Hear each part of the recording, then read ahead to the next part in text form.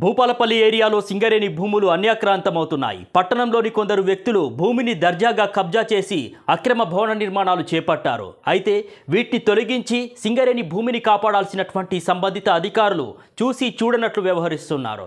దీంతో అధికారులు కళ్ళున్నా కూడా గుడ్డోళ్ల మాదిరిగా ప్రవర్తించి మాకేం తెలియదన్నట్టు ఏసీ రూములో కూర్చొని నెల నెల జీతాలు తీసుకోవడమే తప్ప వారు చేసేదేమీ లేదంటూ కార్మిక వర్గాలు చర్చించుకుంటున్నాయి.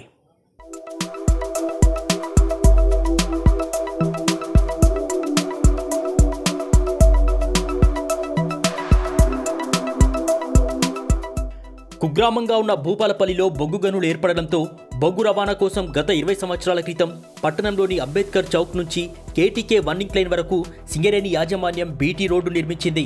అయితే ఈ రోడ్డు నిర్మించడానికి రైతుల వద్ద నుంచి భూములను కొనుగోలు చేసి హద్దురాలు పాతుకుంది. గడిచిన ఈ మధ్యకాలంలో పట్టణం విస్తరించడంతో కొత్త కాలనీలు ఏర్పడ్డాయి.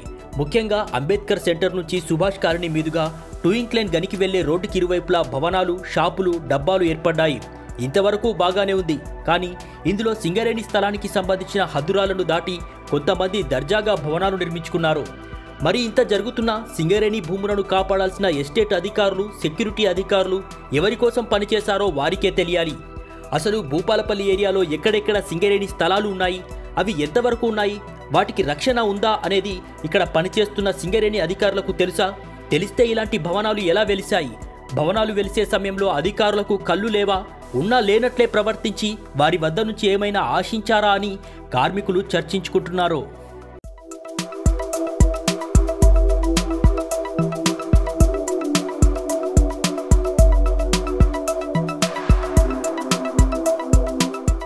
నిరుపేదలెవరైనా జీవనోపాధి కోసం రోడ్డు పక్కన చిన్నపాటి డబ్బా పెట్టుకుంటేనే ఆగ మేఘాల మీద వచ్చి తమ ప్రతాపం చూపి డబ్బాలు తొలగించే సింగరేణి అధికారులు, సిబ్బంది అదే సింగరేణి భూమిని ఆక్రమించి దర్జాగా భవనాలు నిర్మించుకుంటే మాత్రం చూసి చూడనట్లు వ్యవహరిస్తుండడం పలు అనుమానాలకు తావిస్తోంది.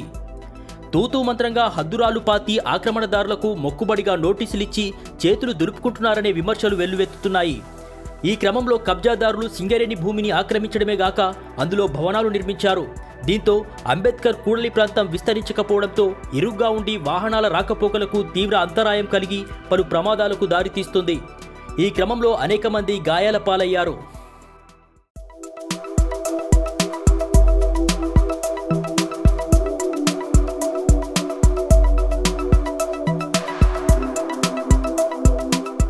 సింగరేణి భూమిని కాపాడడానికి అవసరమైతే ఇనుప కంచె ఏర్పాటు చేయాలని యాజమాన్యం గతంలోనే ఆదేశాలిచ్చింది.